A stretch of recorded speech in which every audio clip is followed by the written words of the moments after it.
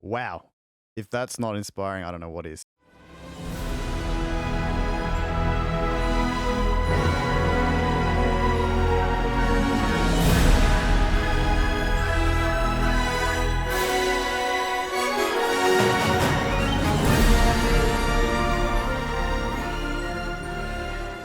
G'day there, and welcome to another video.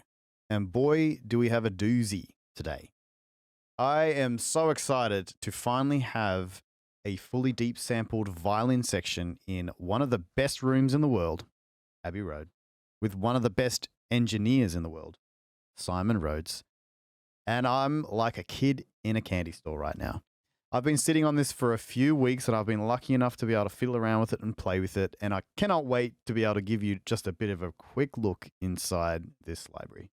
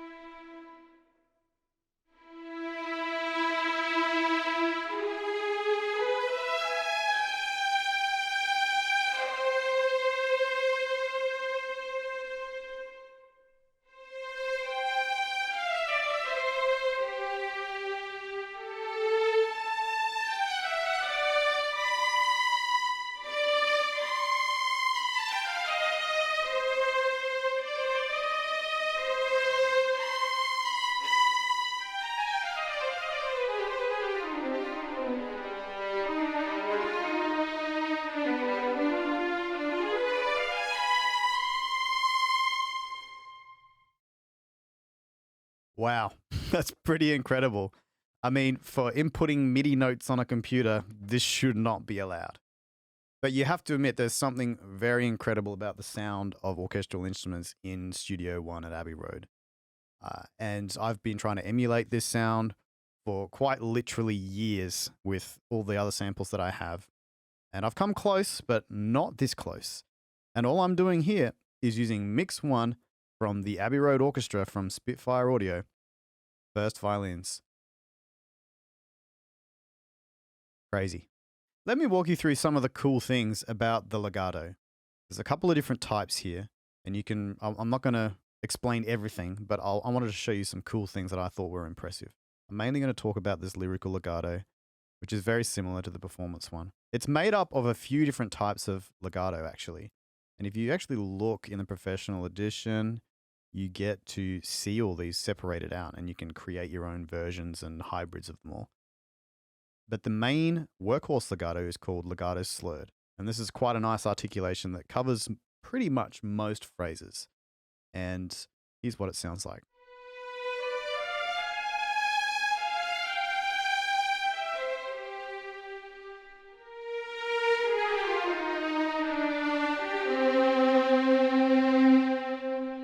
Quite nice. Then there's another one here called legato allegro, which I find really good for arpeggios, and it's specifically designed to play faster phrases. Let's play faster phrases on these slurred legatos.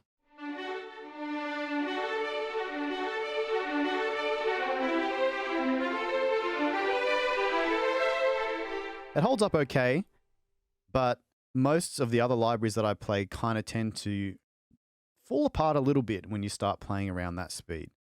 But this type of legato here is made specifically for that speed of playing.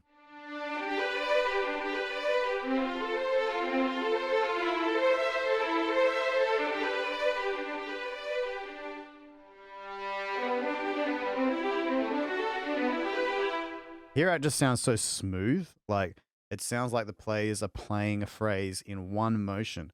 Instead of, and it's very effective. Now, the cool thing is about this, and I think this is important, when you play these performance and lyrical legato patches, it will automatically swap between those two types of legato depending on your playing speed.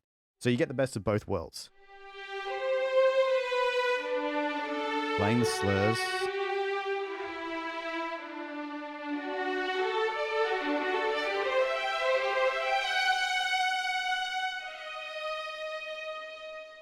And you would have heard at the end there, I accidentally triggered a portamento, which is done by playing really low velocity. So you've got a number of legatos built into these performance patches here, which is very handy. And I used them in that little jam that I played through just before. You would have heard them. So if I play really low velocities, you'll hear portamento.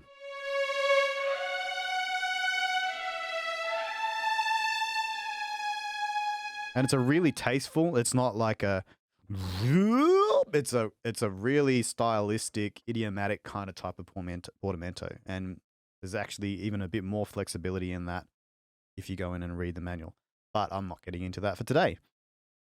And there's also another type of legato, believe it or not, at the very top velocity of those performance patches called legato detache? I don't know. I'm not going to pretend that I'm clever enough to know how to say that. But it sounds a bit more confident and strident and is quite useful for some phrases.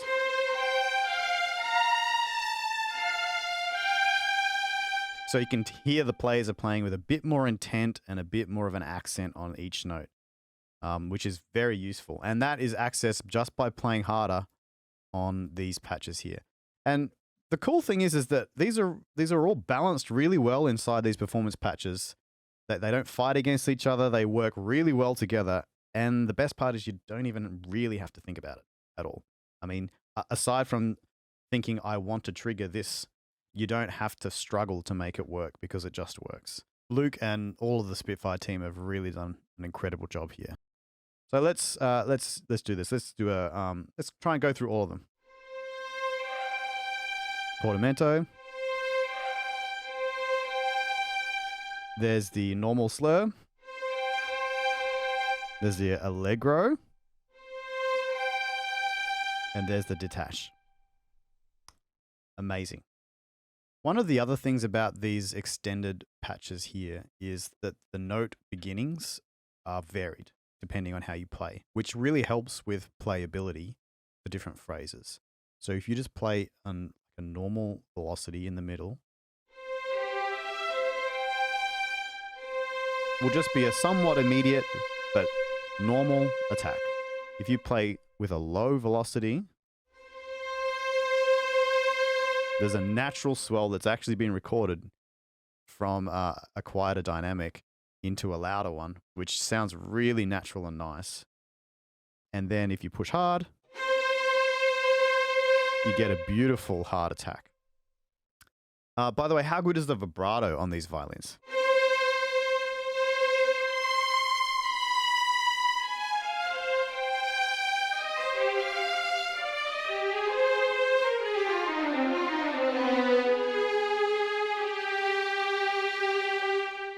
Now, let me show you this a little bit. This vibrato is actually something that you have full control over. So you can leave it all the way up at all dynamics, by the way. So let's play something sort of softer and sweeter and leave full vibrato up.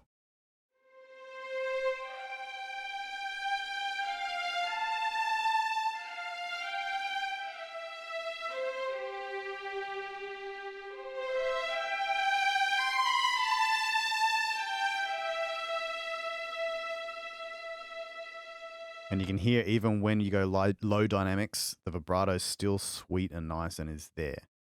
Obviously, we can turn this off. And especially in the low dynamics, this is where I find it sounds amazing.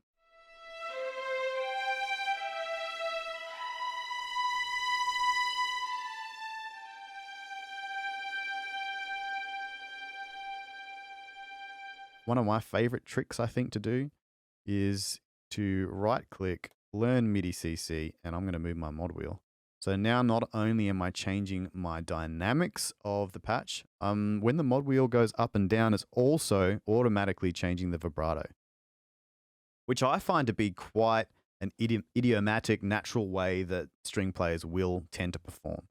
Their lower dynamics tend to be not so intense with vibrato, and as you get higher, the vibrato intensity increases. So this is my go-to setting. But in saying that, I can see myself quite often going in and drawing separate vibrato curves depending on the context of what I need. So for the rest of me mucking around in this video, I'm just letting you know that I will be using this vibrato assignment.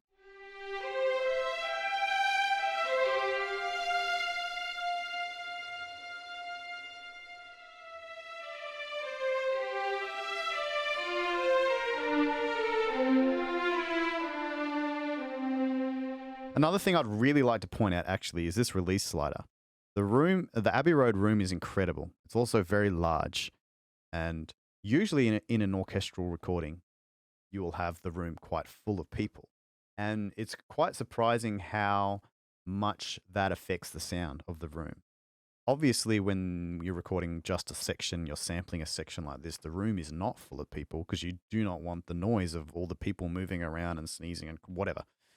Spitfire have included a release knob. Let me explain let me demonstrate what this does. So I'm going to play some arpeggios here. Listen to the room and how it blooms out.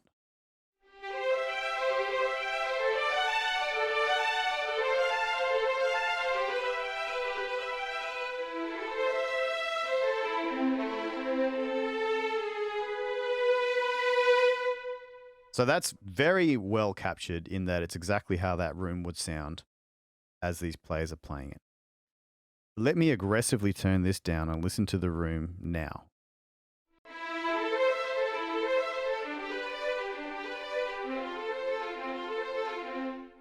I'll turn it up.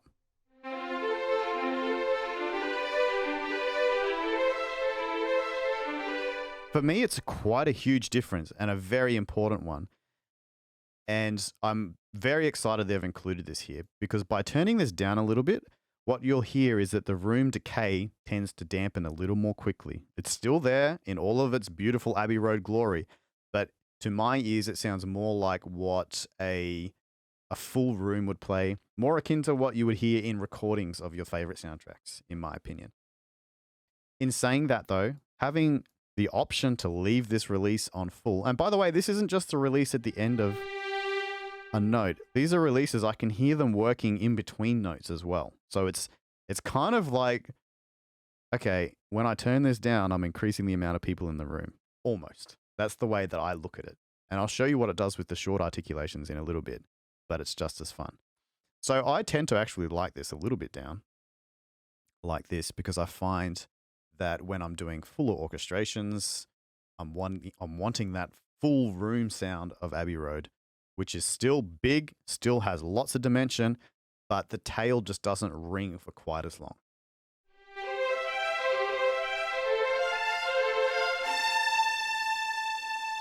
All right. Of course, you have your reverbs and other settings in here, but I'm not going to get into that in this video. All right, let's listen to some other articulations. Now, the performance legato, I believe, is the same, except when you play fast, you have access to like a runs legato. That's another type of legato. Let me go to the longs because I think these are beautiful. Keep in mind, I have my vibrato assigned to my mod wheel, so I will be getting less vibrato in the lower dynamics.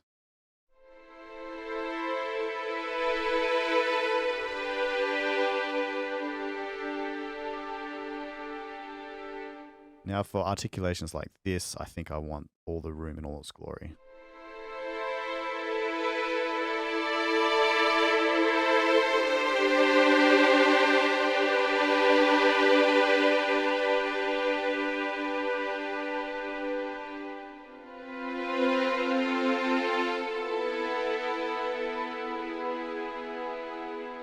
Such a beautiful sound. I really love the lower dynamics with less vibrato as well. For me, that's a really exciting thing that I don't really think I have at all in all the virtual instruments that I have.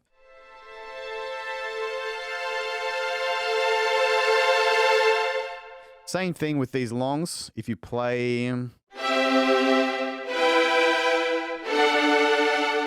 hard, you get a nice attack on the front. And if you play soft, you get a nice swell on the front. And you can hear the players leaning into it. Very nice.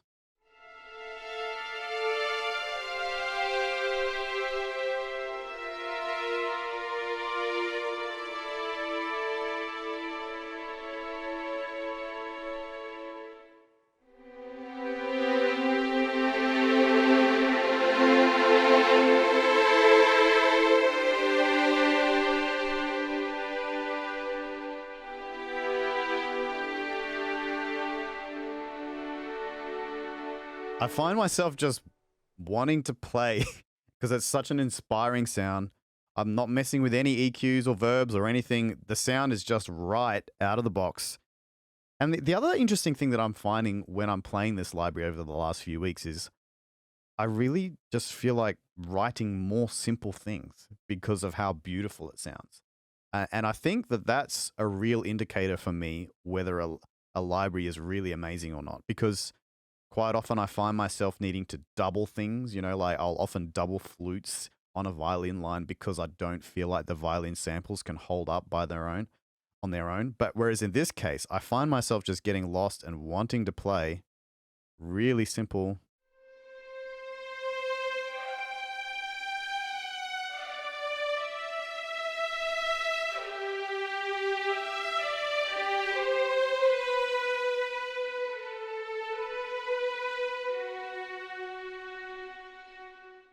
Let's have a look at some of the other articulations.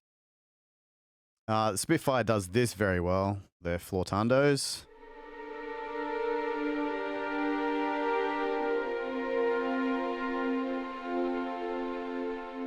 I don't even think I knew about this articulation until Spitfire started sampling it.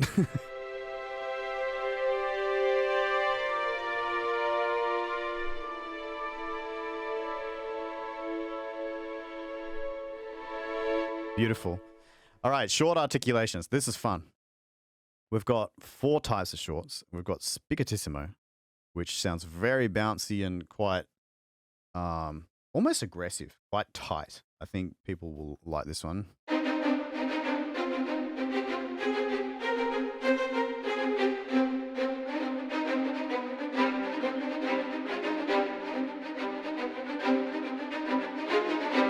Then you've got spiccato, which is kind of airier and a little bit longer.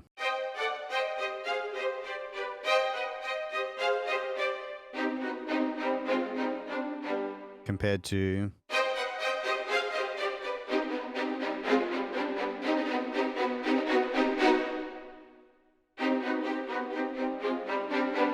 and both go very loud.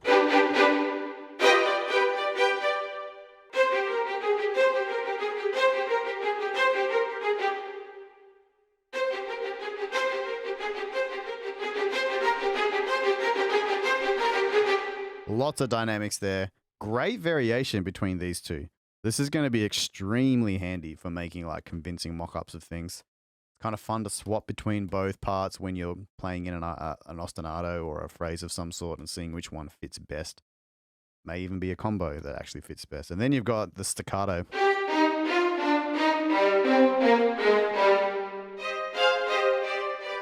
The soft dynamics in all these are really nice too.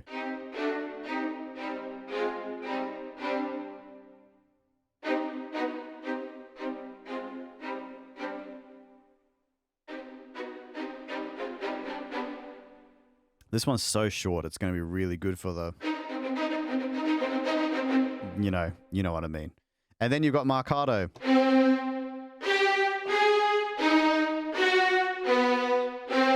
Which is just fantastic, and they all blend really, they're all balanced and leveled. They've retained their natural balance and dynamics so that they can be mixed and matched. You can make your own patches of these that activate on various velocity ranges and things like that. So you can make it so that it automatically triggers a staccato if you play harder. And like, there's some really cool stuff you could do in the Spitfire player. By the way, the Spitfire player, last week, I think, I was given a new version of this, which everybody will be getting, which has dramatically improved its performance over how it was performing before. So keep an eye out for that. So, and then let's listen to some tremolos, shall we? And by the way, we're still on Mix 1, Simon Rhodes Mix 1. Beautiful sound.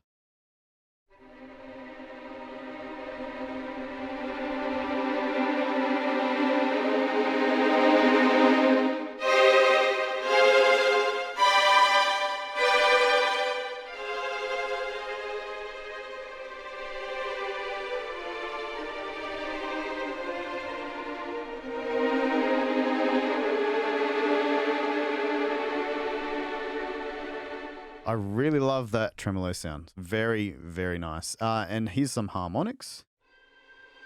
This is pretty standard stuff. It's just so nice to have this in Abbey Road with Simon Rhodes, though.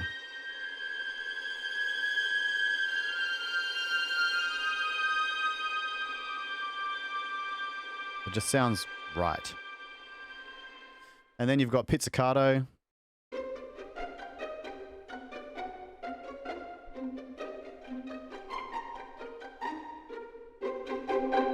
Lots of dynamics here.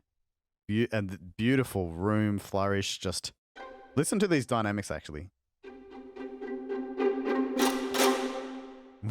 When you go to the top dynamics, you actually get like Bartok kind of pitch stuff, which is fantastic. And then Colenio.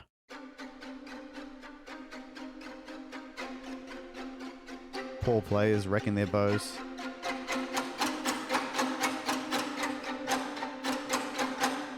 Fantastic. These trills, we actually have quite a few of them. More intervals than what you're normally given. Normally, most sample libraries give us a minor second and a major second. But a nice surprise for me has been seeing how useful minor thirds and major thirds are. Kind of opened up a whole new world of possibilities. That's kind of cool. All right, so let's hear the seconds.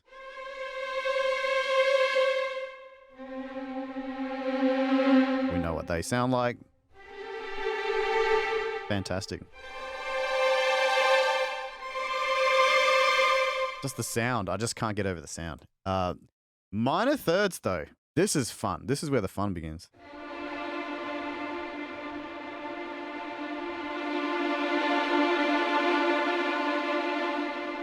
Because you can start to build proper chords with these intervals now. Or like, you know, at least a suggestion of a chord.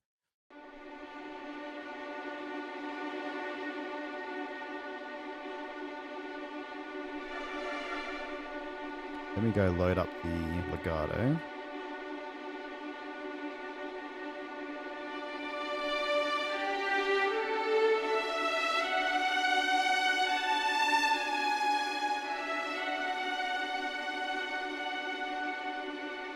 I find I do this kind of thing all the time, where I'm just holding the sustain on one of these really nice articulations.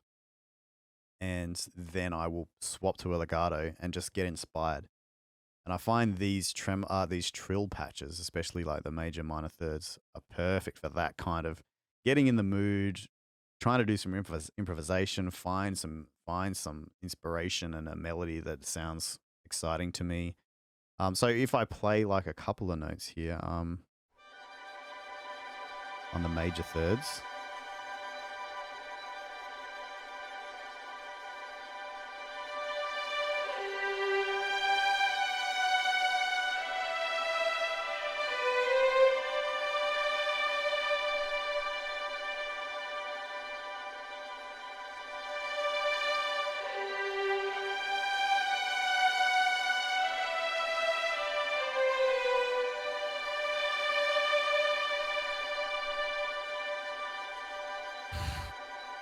Literally the first thing I played, and yeah, it's kind of like harkening back to a lot of other melodies that sounds familiar, but wow. If that's not inspiring, I don't know what is. So yeah, and I think we're kind of getting glimpses here of how good this is going to sound when we get all of the other sections of the strings. Particularly with this Simon Rhodes mix. Actually, this is probably a good point to talk about the mics. I find that this mix one is such a perfect balance of Abbey Road glorious depth and width and room and space. It's a combination of all of those things and focus with just the perfect balance.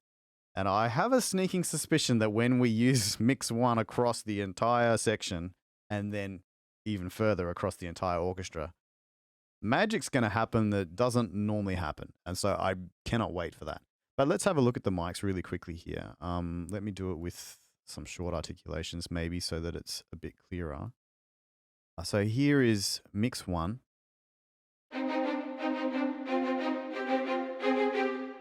Good opportunity for me to bring up the release on the staccatos actually as well. Leaving it all the way up obviously retains how it was recorded.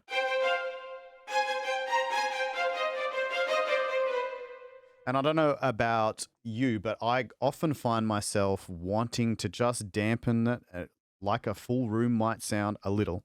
And by dialing back this release, in fact, even dialing it back all the way sounds still quite natural. You can still hear like the early reflections and the size of the space. But it tightens it up quite a lot. I don't know if I would tighten it up that much unless I'm doing some trailer stuff where I just need everything to be really, and I want to process it a lot, then that's very useful to be able to have this. In fact, I wish they had this on their percussion.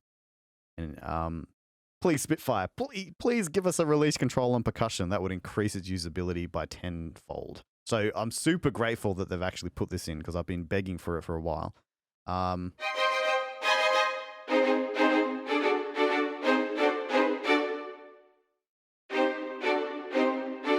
Big difference, and you have everything in between. So I just like to dial it back a little bit. As to closer to a sound of a full room for me, like full of people, I mean. All right, let's compare some mics here. So you've got mix 1. Mix 2 is, if you read the description down here, it says it's a tighter mix, born from the Tree 2, Mids, and Outriggers 2, with some spots. So let's compare those actually. Can I load them both? Yes, I can. Let's solo mix 2.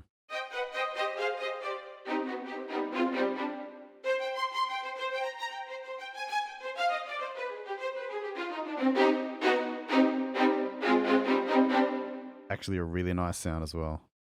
Here's mix 1.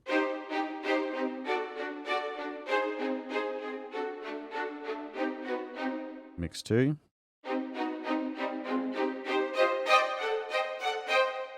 Very cool. And then I won't go through all of them, but let's just have a listen to a couple. Let's listen to the close. Very nice. And you have all sorts of other pop mics as well, which are great if you're wanting a more direct sound. Tree by itself's really interesting. It's like a more wider encompassing sound overall. Kind of gives me a bit of insight into maybe what Simon's doing, because this is great. This gives all of the Abbey, it's like a snapshot of Abbey Road. This is what Abbey Road sounds like. It's just beautiful. And Simon's mix is good because it gives a bit more focus to this tree image, but it does it in a very tasteful way without it being too direct and too laser-like. Outriggers are kind of fun to hear how wide they are.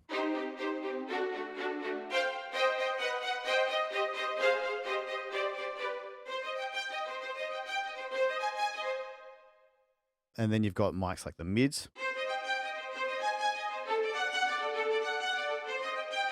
You know you got a good room when no matter what mic position you use, it just sounds phenomenal.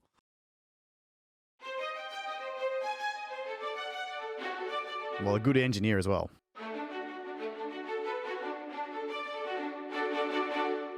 So good. I think that's it, is it? No, and then you have some vintage ones. Oh, check this out.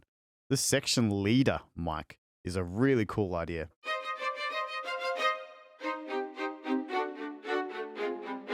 You basically have like a solo instrument, another solo instrument. But how cool it is to be able to dial that up in the mix as well is, I can see being very useful for some applications. I really like that actually. Very cool. So look, I just wanted to give you a quick overview. I didn't want to go crazy. I wanted to share some of my excitement with you. Yeah, I think it's being released soon. I don't know when exactly, but have a look at Spitfire's website.